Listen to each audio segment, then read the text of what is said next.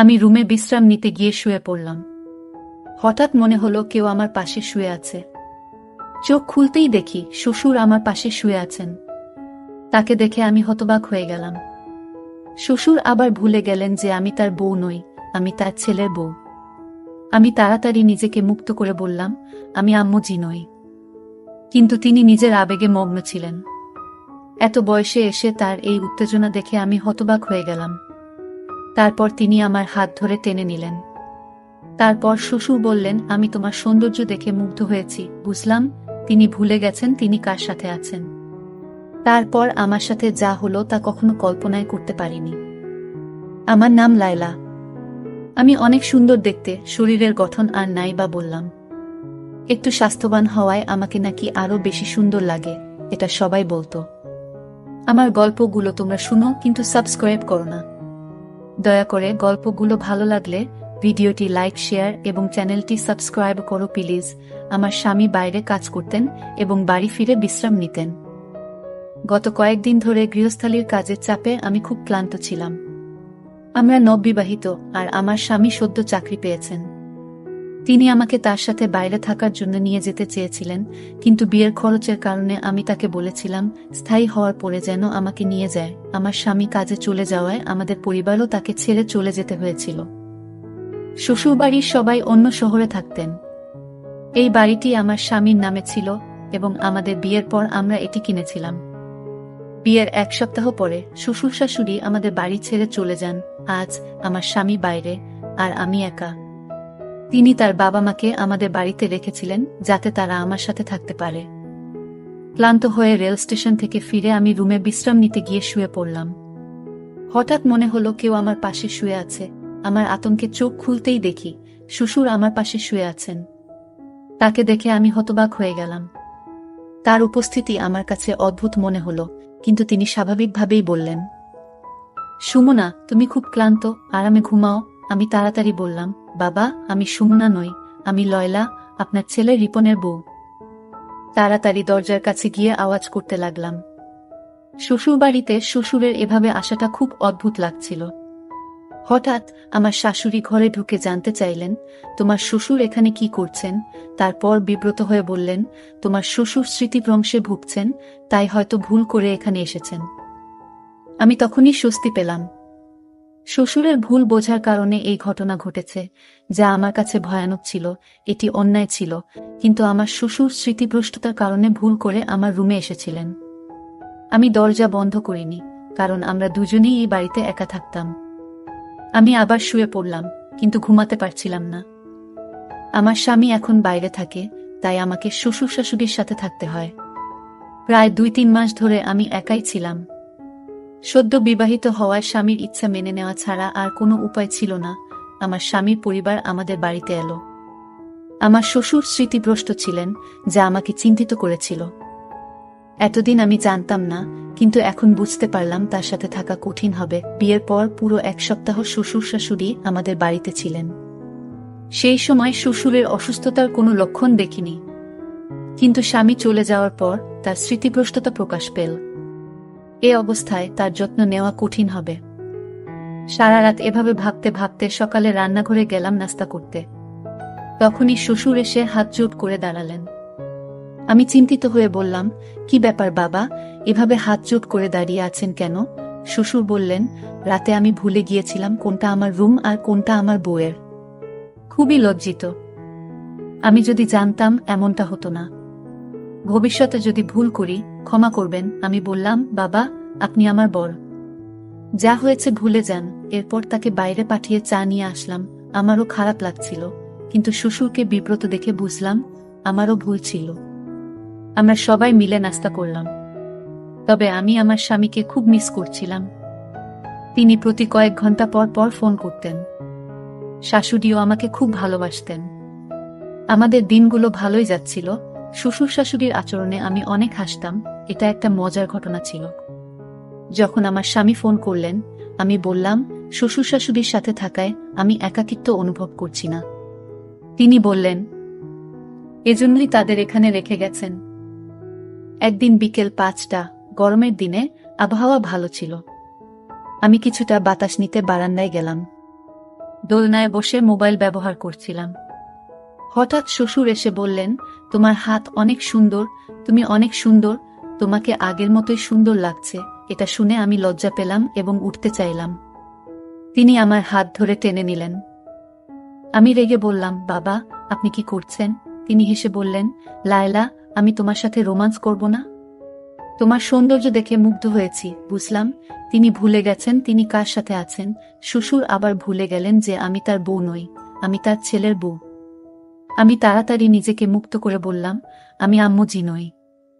কিন্তু তিনি নিজের আবেগে মগ্ন ছিলেন। এত বয়সে এসে তার এই উত্তেজনা দেখে আমি হতবাক হয়ে গেলাম।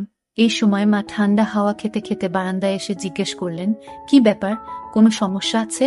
আমি উত্তর দেওয়ার আগেই মা শ্বশুরের হাত ধরে তাকে ছাদ থেকে নামিয়ে নিলেন। তিনি বললেন, শ্বশুরের দিনে কয়েকবার এমন খিঁচুনি হয়। পরের দিন রিপন ফোন করল। আমি তাকে বিষয়টি বলতে চাইলাম, কিন্তু মা এসে বললেন, তুমি তোমার বাবার কর্মকাণ্ডের কথা বলো। শ্বশুর জানতেন যে আমার স্বামী প্রতিদিন সন্ধ্যা 4টায় ফোন করে। শ্বশুর মোবাইল নিয়ে আসলেন এবং রিপনের সাথে কথা বলার সময় তাকে কথোপকথনে জড়িয়ে ফেললেন। অনেকক্ষণ পর যখন শ্বশুর ফিরলেন, তখন আমি রিপনের সাথে কথা বলার সুযোগ পেলাম না। মা বললেন, কেন কল কেটে দিল? এরপর বললেন, রিপনের একটি গুরুত্বপূর্ণ মিটিং আছে, রাতে ফোন করবে, তখন কথা বলো। সারা রাত অপেক্ষা করেও রিপনের কল পেলাম না। আমার শাশুড়ি পাশে বসে টিভি দেখছিলেন। তিনি বললেন, বৌমা, তোমার বাবার কাজের সঙ্গে রিপন এর কোনো সম্পর্ক নেই। দয়া করে তাকে এ বিষয়ে কিছু বলো না, নইলে সে টেনশনে পড়ে যাবে। আমি সময় মতো ওষুধ দিচ্ছি, তোমার বাবা তাড়াতাড়ি সুস্থ হয়ে উঠবে। আমি বিভ্রান্ত হয়ে মায়ের দিকে তাকালাম। তিনি বললেন, আমরা অনেক বছর ধরে বড় ছেলে ও পুত্রবধূর সঙ্গে থাকছিলাম। ওরা আমাদের খুব কষ্ট দিত, তাই রিপন যখন আমাদের এখানে থাকতে বলল, আমরা খুশি হলাম। তোমার বাবা সিঁড়ি থেকে পড়ে গুরুতর চোট পেয়েছিলেন। এরপর থেকে আমাদের বড় ছেলে ও মেয়ের জামাই আমাদের বাড়ি থেকে বের করে দিতে চেয়েছিল। রিপন আমাদের তার বাড়িতে রাখার সিদ্ধান্ত নিয়েছে এবং তোমার বাবার ওষুধের খরচ বহন করছে। জামাই, তুমি একদম অন্যরকম। তোমার বাবার ওষুধের খরচ বহন করছে এবং এখন সে এখানে এসে আমাদের সাহায্য করেছে।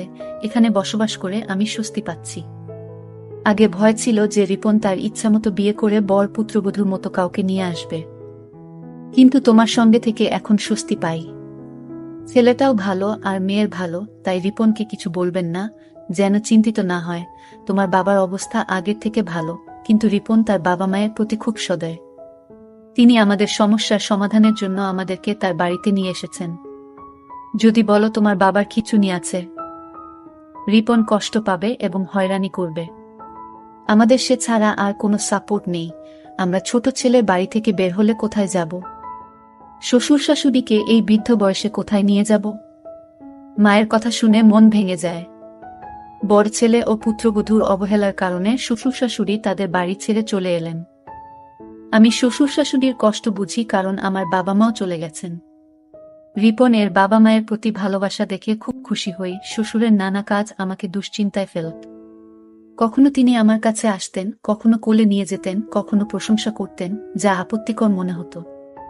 তিনি আমাকে নিবিড়ভাবে তাকিয়ে দেখতেন। আমার ঘরে প্রবেশ করার চেষ্টা করতেন আর আমাকে তার স্ত্রী মনে করে অদ্ভুত কাজ করতেন। মাও আমাকে নিষেধ করলেন, তাই আমি মাকে জিজ্ঞেস করলাম, বাবাজি কি ওষুধ খাবেন? পাপাজির স্মৃতিভ্রংশতা বেড়েই চলেছে। সবচেয়ে কষ্টের বিষয় ছিল শ্বশুরমশাই শুধু তার স্ত্রীর ব্যাপারে ভুলে যেতেন, বাকি সবকিছু মনে রাখতেন। অনেক সময় ইচ্ছাকৃতভাবে তার ব্যক্তিগত জিনিস লুকিয়ে রাখতাম, কিন্তু তুচ্ছ জিনিসও তিনি মনে রাখতেন। তিনি শুধু আম্মুকে ভুলে যেতেন, আমাকে মা ভাবতেন না। মনে হতো তিনি স্মৃতিভ্রষ্টতায় ভুগছেন না। যদি ইচ্ছাকৃতভাবে করতেন, তবে তাকে সহ্য করতাম না। স্বামীর চলে যাওয়ার পরে 3 মাস অনেক কষ্টে শ্বশুর শাশুড়ির সাথে কাটিয়েছি। রুমের দরজা বন্ধ করে ঘুমাতাম এবং সারাদিন মুখোমুখি না হওয়ার চেষ্টা করতাম। একদিন দুপুরে দরজায় তালা লাগাতে দেখলাম দরজাটা ভাঙা। চিন্তিত হলাম, কারণ সকাল পর্যন্ত দরজার তালা ঠিক ছিল। বিকালে ঘুমানোর সময়ও আমি সবসময় রুমের তালা লাগিয়ে রাখতাম, কিন্তু আজ তালাটা নষ্ট হয়ে গেছে। কোনোভাবে দরজাটা ঠিকমতো বন্ধ করেছিলাম। রাতে ঘুমাতে গেলাম, কিন্তু দরজা খোলা থাকায় ঘুমাতে পারছিলাম না। রাত 3টায় ঘুমিয়ে পড়লাম। সকাল 6টায় ঘুম ভাঙল। অবাক হয়ে দেখলাম আমার স্বামীর বদলে শ্বশুর আমার বিছানায়। আমি শ্বশুরকে জাগালাম, কিন্তু তিনি আমাকে সুন্না বলে ডাকতে লাগলেন এবং আমাকে জড়িয়ে ধরার চেষ্টা করলেন। আমি নিজেকে মুক্ত করার চেষ্টা করছিলাম। তখন সকাল 6:05, স্বামী রিপন হঠাৎ 3 মাস পর ঘরে ঢুকে পড়লেন।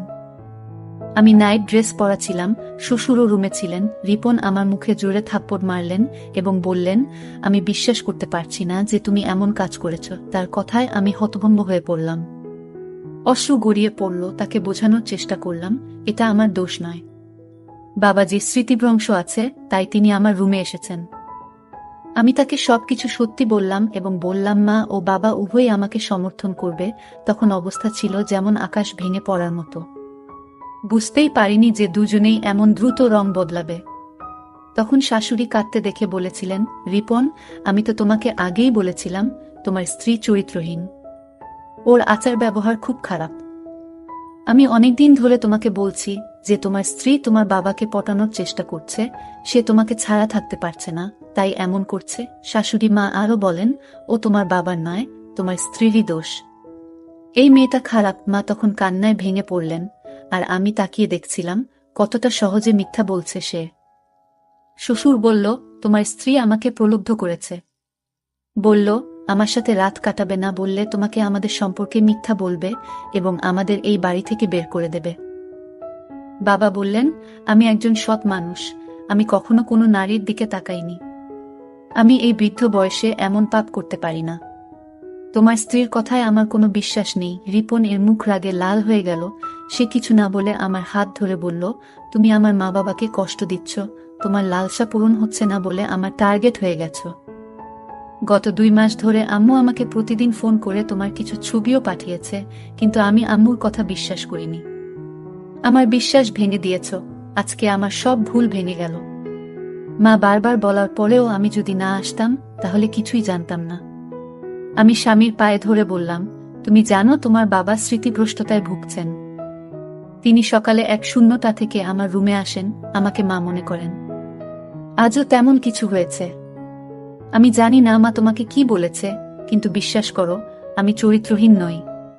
তোমার বাবাকে আমি নিজের বাবার মতো দেখি, তার সাথে খারাপ কিছু করব কেন? রিপন বলল, আর কিছু শুনতে চাই না।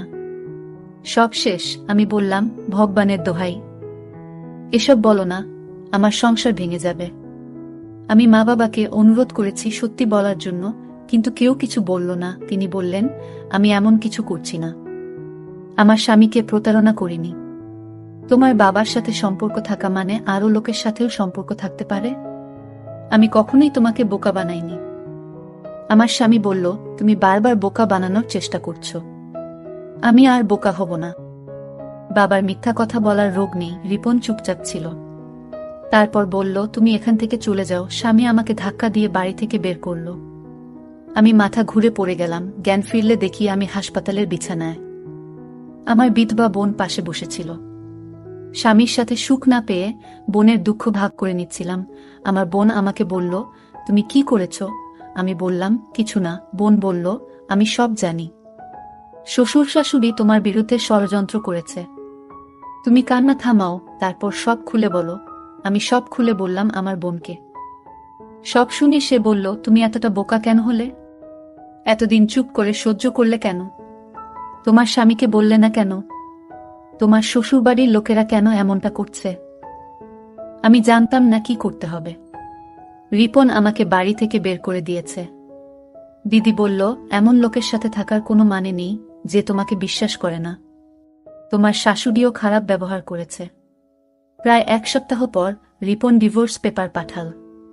আমি জানতে চাইলাম আমার শ্বশুর শাশুড়ি কেন এমন করছে। আমি আমার ছোটবেলার বন্ধুকে বললাম, সত্যিটা জানার জন্য শ্বশুরবাড়িতে যে কাজের মেয়ে হিসেবে ঢুকে সব দেখে আসো। সে রাজি হলো। পরের দিন সে কাজের মেয়ে হিসেবে শ্বশুরবাড়িতে ঢুকল। আমার শাশুড়ি তখন একা ছিল এবং তাকে সাহায্য করার জন্য কাউকে খুঁজছিল। বন্ধুটি বলল, সে সব কাজ করবে। কাজের মেয়েটি আমার শ্বশুরবাড়িতে ঢুকে সবার আস্থা অর্জন করে এবং ঘরের সব খবর রাখতে শুরু করল। সে জানতে পারল যে আমার স্বামী এখন আর বাইরে কাজ করেন না, বরং একই শহরে আছেন। 2 শূন্য দিন কেটে গেল। আর আমার বন্ধুর সব শোনার পর শ্বশুরবাড়ির সব কথাবার্তা আমাকে জানাল। আমি বুঝতে পারলাম আমার সঙ্গে খারাপ আচরণের কারণ হল আমার স্বামীর বড় ভাইয়ের বউয়ের কঠোর স্বভাব। শাশুড়ি বললেন বড় ছেলের স্ত্রী খুব খারাপ এবং লোভী ছিল, আর আমার শ্বশুর শাশুড়ির উপর অনেক অত্যাচার করেছে। শ্বশুর মশাই অনেক কিছু জানলেও তার ছেলে কিছু বলেনি। আমার স্বামী ছিল আলাদা। তিনি শহরে থাকতেন এবং নিজের উপার্জিত অর্থে আলাদা বাড়ি কিনেছিলেন। পরে বাইরে কাজ করতে গিয়েছিলেন। শ্বশুর মশাই যখন বুঝলেন যে ছোট ছেলে অনেক উন্নতি করেছে, তখন শ্বশুরবাড়ির লোকজনকে বললেন কোনোভাবে আমার ছোট ছেলের বাড়িতে ঢুকে তার বউকে বের করে দাও, আর তারপর আমাদের সেখানে নিয়ে যাও। এভাবেই তারা আমার বিরুদ্ধে ষড়যন্ত্র শুরু করল। তারা আমাকে দোষারোপ করে সমাজে অপদস্থ করার পরিকল্পনা করল। তাদের লক্ষ্য ছিল আমার স্বামীকে প্রভাবিত করে বাড়িটি তাদের নামে করিয়ে নেওয়া। বড় ভাইয়ের বউ এবং ভগ্নিপতি খুব লোভী হয়ে পড়েছিল এবং তারা এই বাড়ি নিজেদের নিয়ন্ত্রণে নিতে চেয়েছিল। তবে তারা জানত না সম্পত্তি হস্তান্তর এত সহজ নয়। আমার দৃঢ় বিশ্বাস ছিল একদিন না একদিন তাদের সত্য প্রকাশ পাবে। শ্বশুর শাশুড়ি যা করছিলেন তা বড় ছেলের বউয়ের নির্দেশে হচ্ছিল। শ্বশুর শাশুড়ি ভয়ে ছিলেন, আর বড় বউ তার স্বামীকে এই পথে টেনে নিয়ে এসেছিলেন। এরপর শ্বশুর শাশুড়ি আমার বিরুদ্ধে নানা ষড়যন্ত্র শুরু করেন। তাদের উদ্দেশ্য ছিল আমাকে শারীরিক ও মানসিকভাবে দুর্বল করে ব্ল্যাকমেইল করা, যাতে বাড়ির কাগজপত্র তারা হাতিয়ে নিতে পারে। শ্বশুর মশাই প্রমাণ সংগ্রহ করছিলেন আমাকে ফাঁদে ফেলার জন্য। তারা চেয়েছিলেন আমার স্বামী আমাকে বিশ্বাস না করে বাড়ি থেকে বের করে দিক, যাতে ছোট ছেলের বাড়ি রক্ষা করতে পারেন। শাশুড়ি আমার ভিডিও আমার স্বামীর কাছে পাঠিয়েছিলেন আমাকে অপদস্থ করতে। শেষে তারা আমার ভিডিও ব্যবহার করে আমাকে ব্ল্যাকমেইল করার চেষ্টা করল, কিন্তু আমার স্বামী সত্য জানতে পেরে তাদের ফাঁদে পা দেয়নি। সব বলে ছেলের বাড়ি বাঁচিয়েছে, কিন্তু এখন আমার স্বামীর প্রতি বিশ্বাস উঠে গেছে। আমি আর ফিরে যেতে চাই না। সত্য কখনো লুকিয়ে থাকে না। আমি জানি একদিন না একদিন আমার স্বামী এসে ক্ষমা চাইবে। আমার শ্বশুর শাশুড়ি সব শুনে কেঁদে বললেন আমরা বড় ছেলের স্বার্থে ছোট ছেলের সঙ্গে অনেক অন্যায় করেছি। কিছুদিন পর আমার শ্বশুর তার ছেলে রিপনকে পুরো সত্য বললেন, কিভাবে বড় ভাই এবং তার বউ তাকে হয়রান করত। 1 মাস পর আমার স্বামী এসে ক্ষমা চাইল, যদিও আমাদের ডিভোর্স হয়ে গিয়েছিল। সে বলল তোমার বোন যা বলেছিল তা সত্যি, তুমি আমাদের বাড়িতে ফেরত এসো। সম্পর্ক শেষ হয়ে গেছে, কারণ বাবা মা সবকিছু বলেছে। পুলিশও বড় ভাইকে গ্রেপ্তার করেছে। শ্বশুর শাশুড়িও পুলিশের কাছে পুরো সত্য বলেছে। আমার স্বামী বলল প্লিজ লায়লা, আমার সঙ্গে এসো, তোমার নামে বাড়িটা লিখে দেব। শ্বশুর শাশুড়িও এসে ক্ষমা চাইলেন, কিন্তু আমি তাদের ক্ষমা করতে রাজি ছিলাম না। আমার বোন বলল এখন ওরা বুঝে গেছে, আর ভুল করবে না। তোমার স্বামী তোমার নামে বাড়ি লিখে দিচ্ছে, এর চেয়ে বড় প্রমাণ আর কিছু হতে পারে না। চলো চুপচাপ ফিরে যাও। আমি বোনের কথায় রাজি হলাম। তার বড় ভাই আর তার বউ গ্রেপ্তার হলো এবং স্বামীও বাড়ি ছেড়ে চলে গেল। শ্বশুর শাশুড়ি এখন একাই থাকে। আমার স্বামী এখন একই শহরে কাজ করছেন। আমাকে একা রেখে কোথাও যান না। সব ঠিক হয়ে গেছে। আমার বোন